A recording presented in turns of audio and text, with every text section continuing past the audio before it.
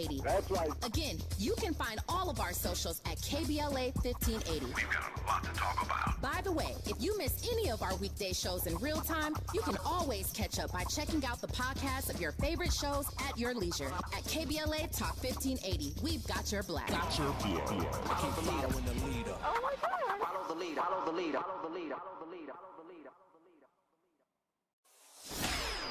Gotta stay. Before Rudolph Giuliani was ordered to pay $148 million to two Georgia election workers he defamed, and before he owed his own lawyers several millions more, federal prosecutors were scrutinizing whether he pursued dubious business dealings in Ukraine to shore up his dwindling fortune. The documents lifted the veil on a criminal investigation on Tuesday that federal prosecutors spent 3 years conducting into the dealings of Mr. Giuliani, Trump's personal lawyer and attack dog. The investigation did not end in any indictments. And Colorado's top court found that Donald Trump had incited an insurrection on January 6, 2021, and therefore should be banned from the ballot under the 14th Amendment to the Constitution. Now, according to the decision, Trump could remain on the ballot regardless. That's because the Colorado justices put their ruling on hold as appeals are expected. But Trump's team was hardly dwelling on that detail. The former president has perfected a playbook of victimhood, raising cash off of each of his indictments and encouraging Republican officials to defend him as his rivals did after the Colorado ruling. Supreme Court in its next session will be pressed to answer multiple questions crucial to next year's presidential election. They have been thrust into a pivotal role not seen since its 2000 decision that secured the victory for President George Bush in the Bush v. Gore decision. Now, that decision split the nation and left lasting scars. But the legal battles being waged in courtrooms across the nation involving former President Trump and his bid to regain the presidency are more numerous, more complicated, and could prove even more polarizing. After facing setbacks in Congress, the Biden administration has unlocked funding to launch its American Climate Corps, a new federal program that looks to employ thousands of young Americans in the clean energy, conservation, and climate resilience sectors. The new Corps will be led across a partnership of federal agencies, the Departments of Commerce, Interior, Agriculture, Labor, and Energy, as well as the Environmental Protection Agency, will all play a role. And New York City has banned most uses of solitary confinement in city jails, setting the stage for a showdown between city council leaders and Mayor Eric Adams, who vehemently opposes the ban and has vowed to veto the measure. The council vote was 39-7 and was framed by supporters as a pivotal moment in a national push to make jails more humane. But the bill also highlighted a broader discussion about whether solitary confinement is in fact torture or a legitimate form of punishment for detainees who grossly violate codes of conduct. This is Areva Martin in Real Time, and I'm your host, Areva Martin. This is your one-stop destination for today's trending news, expert analysis, and my unfiltered opinions. This is hour 2 of Areva Martin in Real Time, and this is the hour where we go deep, where we dig behind the headlines, and we bring you those stories that have people talking, those stories that often have significant impact on the lives of everyday people. And today, one of those stories that lots of people are always talking about, gun violence, and not the mass shootings that we've become so accustomed to talking about in this country and that we see so often on the media that happen in schools and shopping malls and even in churches and synagogues. But today we're talking about gang violence and gun violence that happens in neighborhoods across this country, whether you live in St. Louis, Missouri, Detroit, Michigan, Stamford, Connecticut, doesn't matter where you are, but Americans' communities have been plagued with gun violence for decades. We're going to talk to some experts about what do we do. One of the guests joining me today says he has a dispositive solution to ending or at least substantially decreasing gun violence in our neighborhoods. So the question is, why aren't policymakers, why aren't lawmakers, why aren't folks in charge of, making policy around guns, folks who are charged with protecting citizens in neighborhoods and communities, why aren't they using these solutions that these experts say could save literally millions of lives each year? When we come forward, we're going to talk to those experts about what this country should be doing to make neighborhoods across this country safer. Stay with us. KBLA Talk 1580. There's a new sheriff in town.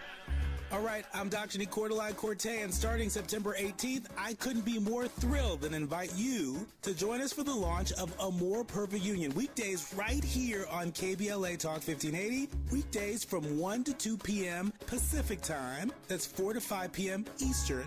A More Perfect Union promises to deliver national news of consequence, informed opinion, and analysis beyond the headlines. As KBLA Talk 1580's chief national political analyst, every day you can expect your daily dose of political news of consequence. If you're looking to be engaged, enlightened, and empowered to be a part of the solution to issues related to national politics, elections, identity, culture change, and social justice, A More Perfect Union was designed for you. This daily political affairs show will feature notable journalists, industry leaders, lawmakers, change makers, tastemakers, and ordinary people motivated to do their part to reach beyond today's divisions, to make sense out of news of the day, and offer us all a chance to build a more perfect union. Come on and join me. KBLA Talk 1580. We've got a lot to talk about. We've got a lot to talk about. Hi, I'm Ray Richardson, your sports connection here at KBLA Talk 1580. Join me and my co-host Neil Scarborough every Saturday night at 7 for Out of Bounds, the show that brings some flavor to the world of sports for 60 minutes. We take you beyond the scores and press conferences. We give you our point of view, the way black folks see what's going down. You can join the conversation and give us your analysis at 1-800-920-1580. Out of Bounds every Saturday night at 7 on KBLA Talk 1580. We've got a lot to talk about. Unapologetically progressive. KBLA Talk 1580. We've got your black. You like your style, though? We've got a lot to talk about. I'm Reverend Gerald, the life coach. Is someone you love struggling with addiction and mental illness? Is improving your family's health important? Want to leave a legacy that your family can grow? Are you ready to enhance your perception of life experiences? Then wake up weekends at 7 a.m. with Urban Family Focus and get the wisdom, opportunity, resources, and motivation to live your best life. Join the conversation on Urban Family Focus Saturday and Sunday at 7 a.m. Unapologetically progressive. KBLA Talk 1580. We've got your black.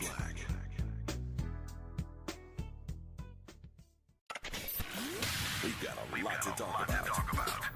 Race, culture wars, political turf battles, criminal justice and injustice, the courts. These are the conversations you won't hear elsewhere. My guests are leading journalists, celebrities, and sports figures, elected leaders, and influencers. They aren't afraid to get into it and say the quiet part out loud. With Areva Martin in real time, your commute just became...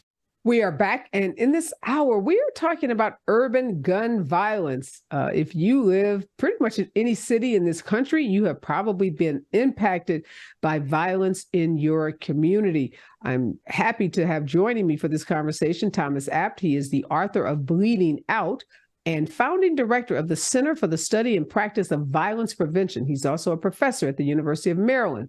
Also, Dr. Matthew Vlasic is here. He's an associate professor of criminology and criminal justice at the University of Alabama. He's also the co-author of Alt-Right Gangs, A Hazy Shade of White. Thanks to both of you for joining me for this conversation. I know we spend a lot of time in this country, which we should, talking about mass shootings, talking about those horrific shootings that take place at schools and in churches, grocery stores, shopping malls, movie theaters. You think of it, we've seen over the last decade or so, this steady drumbeat of mass shootings. But there are other kinds of shootings that happen in this country on a daily basis that oftentimes don't make the big headlines. but can be, are as troubling as those mass shootings. So I'm glad we're having this conversation today. I want to start with you, Professor App, because you say that you have the definitive response to what you call urban violence. I know you worked under the Obama administration. You've done a lot of work on, issues of gun violence. Tell us what the solution is and how come we don't see cities around this nation employing these solutions. Sure. It's a pleasure to be with you. Thank you so much for having me on. I don't know if I would, pose the solutions that I talk about in Bleeding Out as the definitive solutions. But there is a very strong body of evidence for these basic principles. And the basic idea is that if you put the right set of strategies together, you don't need big budgets, you don't need new legislation. You can make an immediate impact on saving lives by stopping violence right away.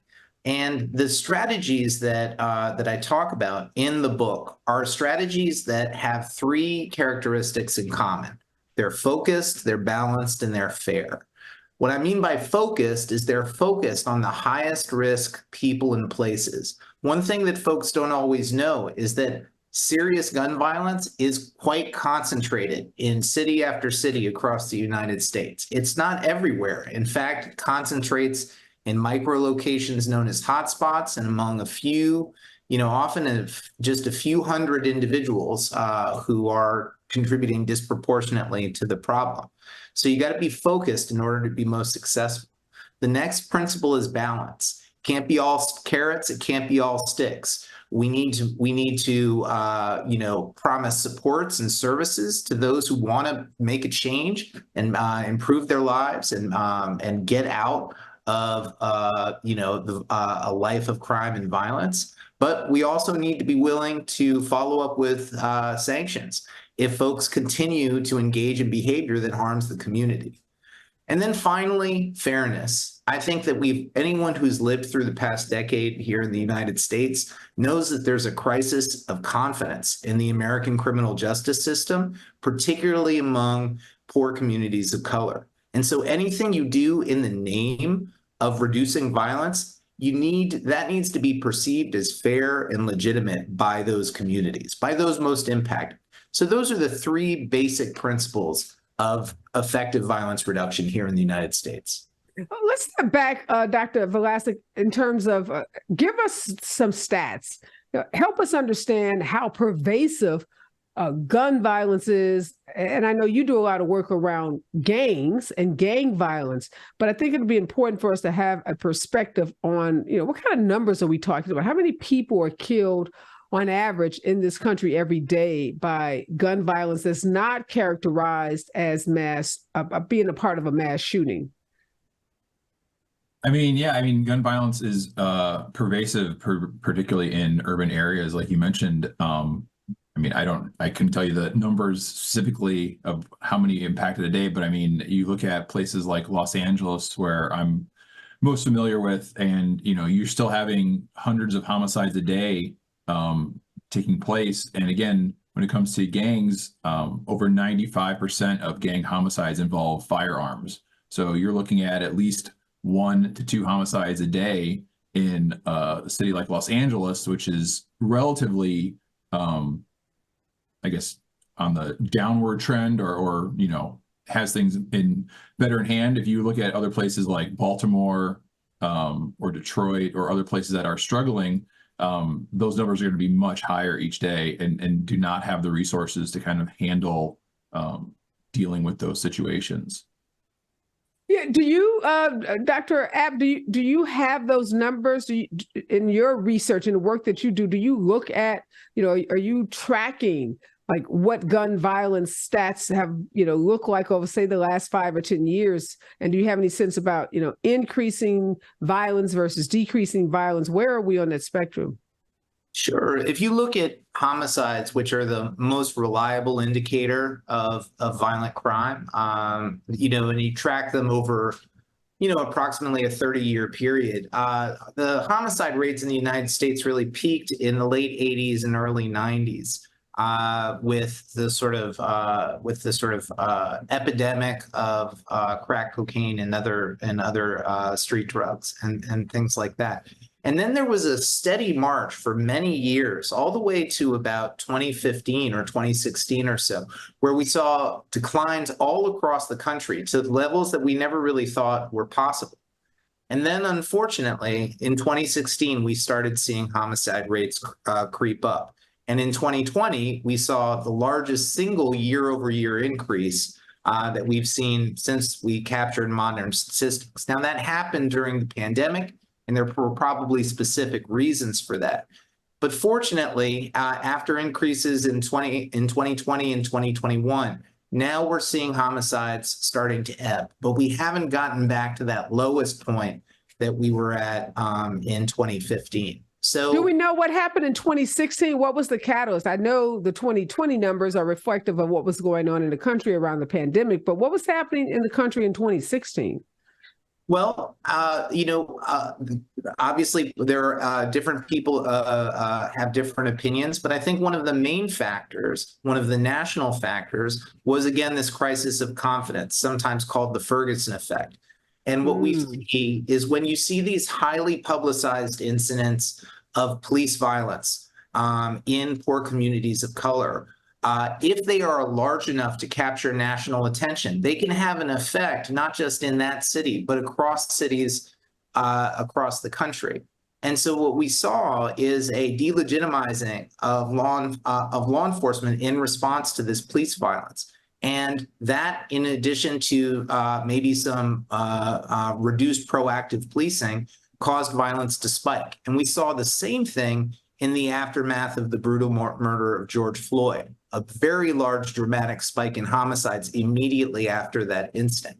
So, the protesters, are not that far off when they say no justice, no peace. When there is injustice, we see increased rates of violence, not necessarily related to protests, but in the communities where violence typically concentrates. And I know, Professor Velasquez, you've done a lot of work around gang injunctions, and LA in particular has been a city that has relied on those gang injunctions. And I know they've come under attack and challenged by some civil rights organizations.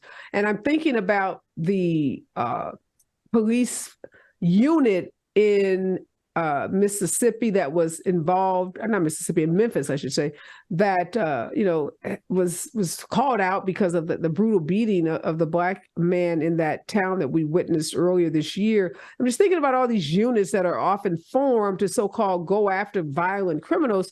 And many times what we learn is that they are engaged in racial profiling. They engage in other kinds of unconstitutional policing, and we've seen many of them disband. We've seen, lots of corruption associated with them. So, is that the way to really attack gun violence in these cities? I mean, yeah. So you can kind of see that pattern over time. I mean, obviously it goes back to the days of Rampart and the original crash units in LA, and kind of basically what happens is these units, if they lack accountability and are kind of left out there to do their own, unfortunately, they kind of turn into gangs themselves, right? And start kind of focusing on, again, members of the unit and what their needs are, as opposed to what the purpose of the unit was supposed to be. Since then, LA has kind of brought all those units under the guise of each police station. So there's much more hierarchy, a daily observation of what is going on. And we don't see those patterns that we saw in the past as a result of Rampart. But as you see in other places like the gun trace task force that was in Baltimore, the unit in Memphis, it's time and again, if these units don't have people watching them, making them accountable for their daily actions, they just kind of end up, becoming perverted and again, kind of becoming a gang themselves and causing problems, right? And it's not just the people they directly impact, but obviously the family members of those individuals. And then, as Dr. App was saying, you have breakdowns of the larger community trusting in the police. And when you have that happen, that's a really big problem, because the vast majority of police time is basically in response to citizens saying, hey, there's a problem here, come check it out. Police are not generally proactive in their enforcement duties. They're responding to calls, they're responding to what we deem as citizens problems, right? And coming to that aid. And if all of a sudden citizens aren't doing that, then it really leaves police out there to not know what's going on, let alone being able to intervene in crime. So what is your opinion about the gang injunctions that we saw heavily used in LA? So again, it's kind of, there's been a lot of limited research on injunctions, which is troubling. Typically, if you were to ask like a city attorney, you know, do they work? They would say, well, yeah, because everyone gets upset when we use them. But it's really been kind of back and forth. I mean, the idea of the injunction is that it's supposed to break up gangs from hanging out together in public, intimidating the community, and you know, kind of existing as a public entity. And the research that I've done looking at this is really kind of a mixed bag. So I just looked at injunctions in East LA, in the Hollenbeck area, and there are 7 injunctions in that community, and half of them kind of broke up the gang. The gangs kind of fell apart, but the other half, it made them more connected. You saw more people over time hanging out publicly together. And so again, it's one of those things where we just don't know enough to say, you know, unequivocally, like, oh, this is what we need to do. Maybe in some situations, it makes a lot of sense if you have a gang that is already very organized and can kind of be directed by the police to do something. But you could have a gang that is not very organized, and the result of the injunction kind of starts making them organized, because now they have an outside threat to kind of rally against, you know, in this case, the police. And so generally, studies have shown that crime goes down in those areas, but the problem is those studies generally look at overall crime or overall violence, and they're not actually looking at the specific gang crimes that are happening, right? So if there's a gang homicide in an injunction area, well, that's fine, but was that a gang that was actually enjoined by the injunction, or a neighbor gang, or something else? It's hard to measure these things if you're not using the exact metrics to say, oh yeah, this is actually seeing a reduction in the crime that gang is taking place in. What's your opinion, Professor App, on gang injunctions? Is that a part of the strategy you think cities should be employing to address urban gun violence? Well, I think Professor Vlasic knows the evidence better than I do, and what he's saying is that it's mixed. And so I do think that there are strategies that are more effective at targeting gang and group violence. And the whole point is you got to get specific. In this country, we like to generalize. We like to talk about violence as a function of all guns, of all gangs, or of all drugs. But we got to get specific. What we've got to say is, look, in our particular city, we've got a few people who are carrying illegal weapons. We've got a few people who are involved in gang and group conflicts, and we've got a few people who are involved in violent drug conflicts. We don't have to stigmatize entire classes of people or entire communities to make a difference in this area. And that's the problem is, you know, sometimes it's either, well, you know, we just got to stop and search everybody so we can catch a few criminals. But in reality, if you have better information and you know who the worst of the worst in a particular neighborhood are, the highest risk from being engaged in violence, you can engage them directly and let the rest of the community go about their business. Yeah, I know that oftentimes in this conversation about urban violence, there's always conversations about poverty, education, housing, resources or the lack thereof. And when we come forward, I want to really talk about what relationship, if any, both of you believe some of those factors play, because you often hear folks say, well, what do you expect? You have, population density, you have people like in housing projects living on top of each other, people who don't have access to living wages. They have, low paying jobs. They don't, they have low performing schools. They don't have, grocery stores in our neighborhoods, that the neighborhoods are so lacking and the resources are so lacking that lack of resources is driving that gun violence. I want to get both of your takes on that. And if that is, then, why isn't that a bigger part of this conversation? Stay with us. KBLA Talk 1580. We boldly go where no man has gone before.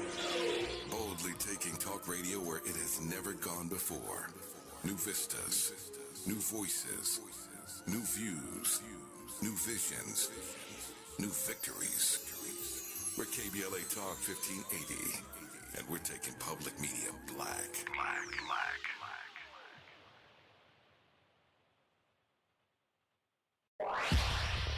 Follow the leader. KBLA Talk 1580. Follow the leader. If you're not following KBLA Talk 1580 on all of our socials, then you're missing out. Download our app and find us on Facebook, Twitter, Instagram, YouTube, and on the web at KBLA 1580. That's right. Again, you can find all of our socials at KBLA 1580. We've got a lot to talk about. By the way, if you miss any of our weekday shows in real time, you can always catch up by checking out the podcast of your favorite shows at your leisure. At KBLA Talk 1580, we've got your black. Got your black. Keep following the leader. Oh my God. Follow the leader. Follow the leader. Follow the leader. Follow the leader. Follow the leader. Gotta stay fresh, ma. House shot with a rest spot. Have you visited us online for the grand opening of KBLA.store? For the best in new merch, gift ideas, books, media, and more, log on to KBLA.store. Be sure to check out our KBLA team favorites at KBLA.store today. That's KBLA.store for all the official merch on your favorite talk radio station, KBLA Talk 1580. The bounce is back. We've got a lot to talk about. Are you interested in catching up on all the latest entertainment news, trending topics, and exciting interviews? I got you. Tune in to The Raw Report with Robin Ayers, Monday through Friday, 6 to 7 p.m. I'm your host, Robin Ayers. Join me every weekday with some of the best entertainment contributors in the business as we break down what's going on, who's got next, and what not to miss. Only on The Raw Report with Robin Ayers. Unapologetically progressive. KBLA Talk 1580. We've got your black.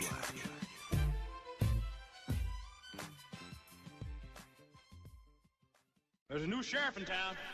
All right, I'm Dr. Cordelai Corte, and starting September 18th, I couldn't be more thrilled than invite you to join us for the launch of A More Perfect Union. Weekdays right here on KBLA Talk 1580. Weekdays from 1 to 2 p.m. Pacific time. That's 4 to 5 p.m. Eastern. A More Perfect Union promises to deliver national news of consequence, informed opinion, and analysis beyond the headlines. As KBLA Talk 1580's chief national political analyst, every day you can expect your daily dose of political news of consequence. If you're looking to be engaged, enlightened, and empowered to be a part of the solution to issues related to national politics, elections, identity, culture change, and social justice, A More Perfect Union was designed for you. This daily political affairs show will feature notable journalists, industry leaders, lawmakers, change makers, tastemakers, and ordinary people motivated to do their part to reach beyond today's divisions, to make sense out of news of the day, and offer us all a chance to build a more perfect union. Come on and join me. KBLA Talk 1580. We've got a lot to talk about. We've got a lot to talk about. Hi, I'm Ray Richardson, your sports connection here at KBLA Talk 1580. Join me and my co-host Neil Scarborough every Saturday night at 7 for Out of Bounds, the show that brings some flavor to the world of sports for 60 minutes. We take you beyond the scores and press conferences. We give you our point of view, the way black folks see what's going down. You can join the conversation and give us your analysis at 1-800-920-1580. Out of Bounds every Saturday night at 7 on KBLA Talk 1580. We've got a lot to talk about. Unapologetically progressive. KBLA Talk 1580. We've got your black. You like the style, though? We've got a lot to talk about. I'm Reverend Gerald, the life coach. Is someone you love struggling with addiction and mental illness? Is improving your family's health important? Want to leave a legacy that your family can grow? Are you ready to enhance your perception of life experiences? Then wake up weekends at 7 a.m. with Urban Family Focus and get the wisdom, opportunity, resources, and motivation to live your best life. Join the conversation on Urban Family Focus Saturday and Sunday at 7 a.m. Unapologetically progressive. KBLA Talk 1580. We've got your black.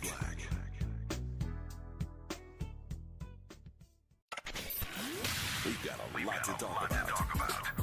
Race, culture wars, political turf battles, criminal justice and injustice, the courts. These are the conversations you won't hear elsewhere. My guests are leading journalists, celebrities, and sports figures, elected leaders, and influencers. They aren't afraid to get into it and say the quiet part out loud. We are back, and in this hour, we're talking about how do we address and reduce urban gun violence. Professor Thomas App is joining us. He's the author of Bleeding Out, and he's the founding director of the Center for the Study and Practice of Violence Prevention. And he's a professor at the University of Maryland. He formerly worked under President Obama. Also joining us is Dr. Matthew Valesic. He is an associate professor of criminology and criminal justice at the University of Alabama. He, too, is an author, and he co-authored the book Outright Gangs, A Hazy Shade of White. Again, thanks to both of you for joining me. I want to read something. This is the op-ed you wrote, Professor App. This is a couple of years ago, but you said, this summer I published a book called Bleeding Out that explains how we could reduce gun violence by 50% in the U.S.'s 40 most violent cities. The plan would take 8 years and could save more than 12,000 lives. It would cost about $100 million a year. So, question, did any of those 40 most violent cities take you up on your plan and implement it? Well, it's a great question, and it's an interesting one. You know, the book has been pretty influential in a lot of different corners with local governments, state governments, even the Biden administration. But I have to say, I was surprised that the sort of plan that I put forward to save lives was not taken up specifically. Most cities just or policymakers sort of picked bits and pieces out of the book and didn't really take the whole plan as a whole. Now, with the new center, the Violence Reduction Center, or the Center for the Study and Practice of Violence Reduction, we're finally putting those plans into place, and we've done so in Knoxville, Boston, and now in St. Louis. And so far, it's very early, but so far the results are good. And the plan, is it the same 8-year plan that you are referencing in this op-ed piece? No, it's, we're working with the mayors and community members and law enforcement and other folks, and we're just getting started. We don't necessarily say we're going to be here for 8 years. We're just getting started, and we've been on the ground for a year in Knoxville, about 6 months in Boston, and we're just getting started in St. Louis. But I do think that what you want when you just do this work is you would want to decide on a plan that's both evidence and community informed. You want to put that plan in place over a matter of months, and then what you're hoping to see is modest to moderate reductions in homicides year over year. In my book, I said that I believe a 10% reduction year over year is realistic if you use the right policies. And that translates to a 50% reduction over 4 years. So doing the right thing year over year can really add up. So again, in this op-ed piece, Professor Valesic, Professor App says that conventional wisdom tells us that to address violence, we need to work from the outside in, starting by fixing everything else: culture, poverty, racism, employment. But all of the most rigorous and reliable evidence tells us the opposite, that we have to work from the inside out, focusing first and foremost on the highest risk people and places. Do you agree with that approach? Yeah, I mean, obviously, the majority of people in a community that are engaging in violence are not, it's not everyone, right? It's a select few individuals. So obviously targeting those people and persuading them, or again, enforcing the laws that exist to get them to stop has been found over time again to be one of the most effective ways of doing it. The one thing I'd like to add. Go ahead. No, go ahead, add. So the kind of the stuff the research I've done looking at gun violence in Hollenbeck, I've looked at it now for over 50 years, going back to the 1970s. And the one thing that keeps happening is that when you look at the areas in Hollenbeck, again, it's not every place that's enduring gang violence, even when you have 30 plus gangs that are in that community, where that gang violence is taking place. And again, gang violence and gun violence are basically the same exact thing. It's in these neighborhoods that are with a lot of economic disadvantage, and that has persisted over this 50-year period. Now, Hollenbeck has seen lots of different interventions. They've seen injunctions. They've seen Operation Ceasefire. They've seen, the GRID program with the mayor of LA. And again, all these things over time, and again, there's ebbs and flows, but the places that still have that violence are these disadvantaged communities. And so, I mean, if we're really talking about dealing with these issues head on, it really comes down to dealing with that economic issues, the socioeconomic problems that are in those neighborhoods. If we change that, then we'll see those changes over time, because that is the one variable that, again, remains constant over 50 years as driving where these acts of violence are taking place. Yeah, and I guess as I'm thinking about, that statement of Professor Velasic, or I guess, Professor Apt, in this op-ed that I'm reading, that we need to not focus, all of our efforts on culture, race, and community, but look at, as you said, kind of look at these pockets of people who have identified. It begs the question, like, if you get those people off the street, what's going to prevent the next group of people from coming up, becoming those people? It's kind of like, the terrorists, right? So we can bomb the terrorists and kill this group of terrorists, perhaps, that attacked Israel on October 7th. But what is going to prevent the next generation of terrorists from evolving and, being a threat? So how do we break that cycle if we're not investing in the community, if we're not bringing up the standard of living, if we're not creating jobs, if we're not giving people some hope that there's something that they can do other than become that next violent person who is committing crimes or committing, using guns to committing violent crimes with guns?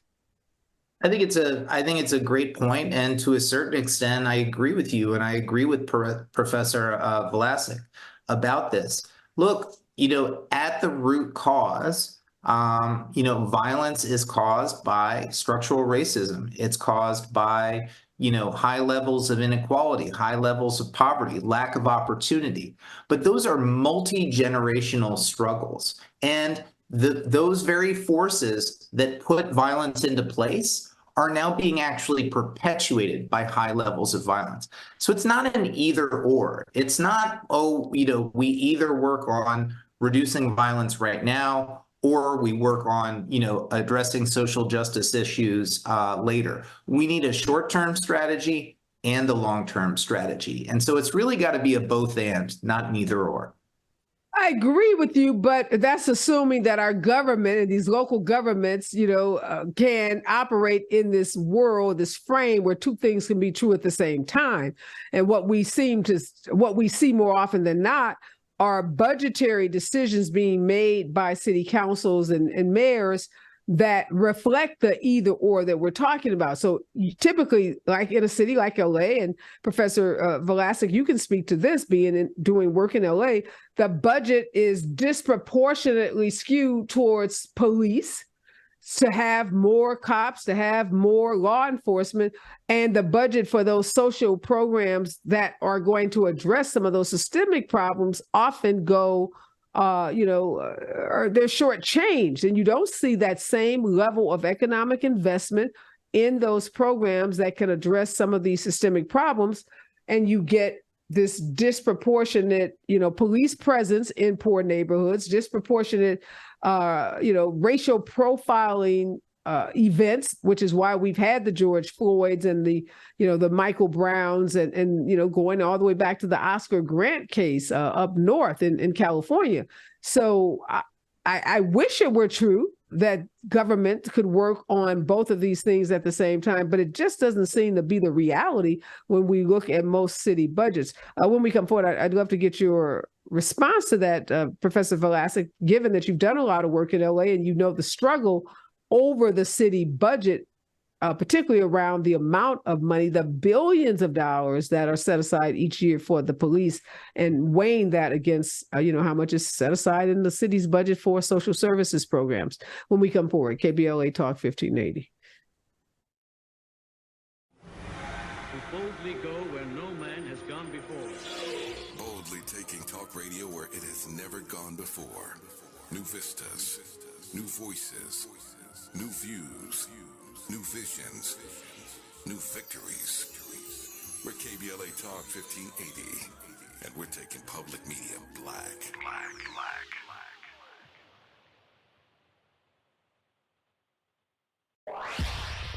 Follow the leader. KBLA Talk 1580. Follow the leader. If you're not following KBLA Talk 1580 on all of our socials, then you're missing out.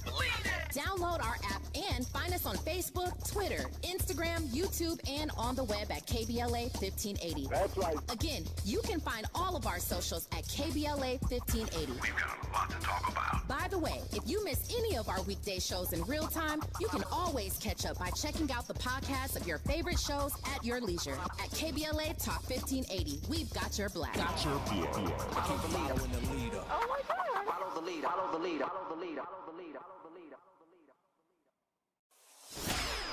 Gotta stay fresh, my house shot with a rest bar, shot with a rest bar, shot with a rest bar. Have you visited us online for the grand opening of KBLA.store? For the best in new merch, gift ideas, books, media, and more, log on to KBLA.store. Be sure to check out our KBLA team favorites at KBLA.store today. That's KBLA.store for all the official merch on your favorite talk radio station, KBLA Talk 1580. The bounce is back. We've got a lot to talk about. Are you interested in catching up on all the latest entertainment news, trending topics, and exciting interviews? I got you. Tune in to the Raw Report with Robin Ayers, Monday through Friday, 6 to 7 p.m. I'm your host, Robin Ayers. Join me every weekday with some of the best entertainment contributors in the business as we break down what's going on, who's got next, and what not to miss. Only on the Raw Report with Robin Ayers. Unapologetically progressive. KBLA Talk 1580. We've got your black.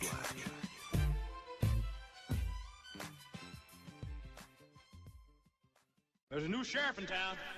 All right, I'm Dr. Cordelai Corte, and starting September 18th, I couldn't be more thrilled than invite you to join us for the launch of A More Perfect Union. Weekdays right here on KBLA Talk 1580. Weekdays from 1 to 2 p.m. Pacific time. That's 4 to 5 p.m. Eastern. A More Perfect Union promises to deliver national news of consequence, informed opinion, and analysis beyond the headlines. As KBLA Talk 1580's chief national political analyst, every day you can expect your daily dose of political news of consequence. If you're looking to be engaged, enlightened, and empowered to be a part of the solution to issues related to national politics, elections, identity, culture change, and social justice, A More Perfect Union was designed for you. This daily political affairs show will feature We are talking about urban gun violence and what are the most effective strategies to reduce that violence. Professor Thomas App and Professor Matthew Velasquez are here. I just want to read something else from your op-ed, Professor App. It says, a single homicide can cost anywhere from $10 million to $19 million. About 1/3 are direct costs to the criminal justice system, to the medical system, lost wages for the victim and the perpetrator. The remaining 2/3 are the indirect costs associated with fear and avoidance triggered by homicide, everything from increased insurance premiums to suppressed property values and decreased economic activity.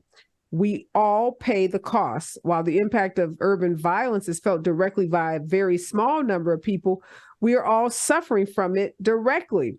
So back to you, Professor Velasquez, about budgets, and in city budgets, including cities like LA, when a disproportionate amount of that budget goes to police, the police, their column, the revenue for police, and you see a disproportionate amount going to social services, are we making a statement there? Are we making a statement that the only solution to gun violence is more police presence? Yeah, I mean, obviously, the thing when it comes to with city budgets or any municipality, everyone has so much wedge of that pie, right? And no one wants to get a smaller wedge. Everyone's fighting to maintain the same amount. And when you try to offer other approaches and say, okay, well, we're going to increase social services, or we're going to, provide some other type of social support, the money's got to come from somewhere. So everyone's, frantic about who's going to get cut, what's going to get reduced. A lot of obviously the defund the police language that came out. It wasn't so much that we're, trying to remove the police. We're just trying to remove the services that police have to do. I mean, again, they're overburdened with having to do so many different things that are not what they're trained to do. And so wouldn't that be better if we were able to have other services that could do those functions for the police, or at least assist them with it? But then it's like, okay, where's that going to come from? Well, it might have to come out of your budget. And obviously no one wants that to happen. Part of these issues, obviously, too, is, political aspects. Our political system operates on a 4 to 6 year window. And when we have things where we have root causes of crime being economic disadvantage over decades, and you say, hey, we're going to institute this plan, and it's going to take 8 years, or maybe it'll take 10 years or 20 years. Politicians don't want that, because they might not be in office when we see those results, right?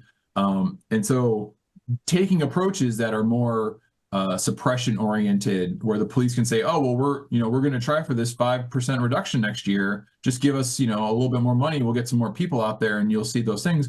That's a much more appealing strategy for politicians than to say, okay, well, if we start, mentoring youth, providing better schools, maybe in 12 years, when they get to that prime age where they're going to start having this uptick in criminality, it's not going to happen. They don't want to wait that long. Yeah, and also one of the things that you said, Professor Abt, is that your plan starts with the idea of investing more money in anti-violence programs that have shown evidence of working. And we've seen, again, in cities like LA and other cities, those anti-violence programs are some of the first that get cut.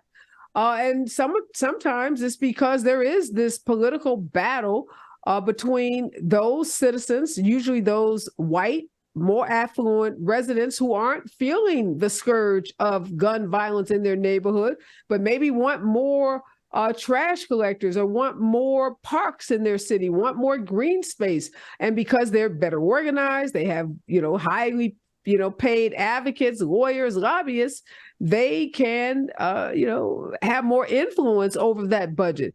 I'm thinking about when I live here in Los Angeles, and I know that some of those anti-gang programs worked. I worked with some of them. I knew a lot of the people that ran them, but they were dismantled, or the budgets were cut substantially. So how do you reconcile that? Because unfortunately, race does play a huge issue in all these issues, whether we're talking about homelessness or gun violence in poor communities. And quite frankly, what we see in a lot of cities is the white affluent residents don't have the will to spend money on problems that they think are those people.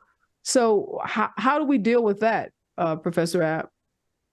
Oh, how do we deal with that? That's an easy question. Thomas, just figure out the race problem here. I just gave you the biggest question because you're the biggest brain here tonight. So, well, I'll do my best. Let me just say this. I think that it's a big mistake to frame these funding questions as either or, as take from the police and give to community programs, or take from community programs and give to police. There's a few reasons for that.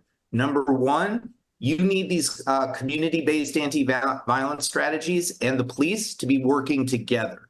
And if they're competing with each other for funding, they're not going to work together. Number two, there's actually not enough money in the policing and criminal justice budget to fund all the things that we want to do. So you can't just raid law enforcement's budget. I know it looks big, but it's not actually big enough to do all the social justice supports and services that we want. And so those are two key reasons. I do believe that we need to be funding more on the community-based side, but there's a big difference between saying, look, we need to find money and raise more money, perhaps through a special tax to fund these community-based programs, and another thing saying, take it from the cops. We need to get back to the good old days with Mayor Villaraigosa. Back in those days, Chief Beck would go to the city council and would be lobbying for the gang funding and for youth development funding with Deputy Mayor Guillermo Cespedes. We need to get back to collaborating and not giving folks this either or question. No, I agree that it shouldn't be either or. I'm not so sure I agree with you that the police budget needs to be bigger. I think the level of distrust amongst communities of colors is such that it's going to be hard pressed to find many Black social justice activists or lawyers like myself who believe that we should be giving more money to cops. I think most of us believe we should be giving less money because cops should be doing less things. We need to get police out of things like mental health. I'm a mental health and disability rights advocate. I don't want to see a police show up at my house when my disabled son is having a crisis because they're not trained to deal with mental health crises. So I guess it's a question of, how do we find that balance? And there are differences in communities and differences in cities, Professor Velasquez, on how budgets should be driven. So, Professor App says there's not enough money in police budgets. And that, after George Floyd's murder, most communities of color were saying, we still want the police. We don't want to get rid of them altogether, but boy, do we want a lot less of them. And we do want to see them involved in a lot less of these things that should be, handled by other trained professionals. Yeah, I mean, obviously that's the biggest crux that we have is the mental health institutions that we had were all gutted back in the 60s. For good reasons. But it was one of those things where the promise of, all right, well, we're going to build up a system then to replace that. It just never took place, right? Because again, it goes back to those same things of, if we're going to say, oh, we're going to build a halfway house or a mental health facility in your community, all those residents just start going, well, no, I don't want it in my community. Go build it over there, right? And so you get all this pushback, and at some point in time, when you don't have people advocating for you, or your community is not organized enough to marshal the support for these types of places, it just collapses, and it never went forward. And so the police ended up being the ones responsible now for dealing with all these things. And again, like you said, they're not trained to deal with these situations. That's not their function in society. And so we really need to work on building up those social support areas more so. It just takes a lot of political capital to do so. And just real briefly, we have about 60 seconds left. Professor Apple, I'll give you the last word on this. What can be done to build more trust in these communities of color that have pretty much lost, for the most part, most of the trust, to the extent there ever was, trust there in police departments because of some of the, the high profile cases like George Floyd and Mike Brown and others. Do you have any thoughts about how that trust starts to be rebuilt? I do, and it's based on what I've seen work around the country. And the fact of the matter is that trust is built up over time. There's no conversation that we can have, no kumbaya moment that's going to build back from all the hurt and pain that folks have suffered. What I've seen work is people join together and they don't like each other and they don't trust each other, but they have a higher purpose of saving lives. And it's through that process of being willing to work with folks who you don't necessarily trust that actually trust is gained over the long run. No, I think you're right. Obviously, it wasn't lost overnight and it won't be regained overnight. I just hope that some of those conversations and some of that work, that collaborative work that you talked about, will take place in some cities. I'm glad to see you working in St. Louis. That's my hometown. The mayor there is fantastic. So I'm going to be watching the progress there and very hopeful that something is done, because St. Louis has gained a reputation of being a very dangerous city, like Chicago in many ways. So there are lots of folks that would love to see gang violence, urban violence, community violence reduced. And if the will is there, then we know we can get to the solution. Thank you so much, both of you, for joining me for this very interesting conversation. Appreciate your input, your insights, and the work that you're doing on this very important issue. When we come forward, the next voice that you hear will be Robin Ayers in the Raw Report right here on KBLA Talk 1580. Don't touch that dial. Thanks to both. We've got a lot to talk about. Race, culture wars, political turf battles, criminal justice and injustice, the courts. These are the conversations you won't hear elsewhere. My guests are leading journalists, celebrities, and sports figures, elected leaders, and influencers. They aren't afraid to get into it and say the quiet part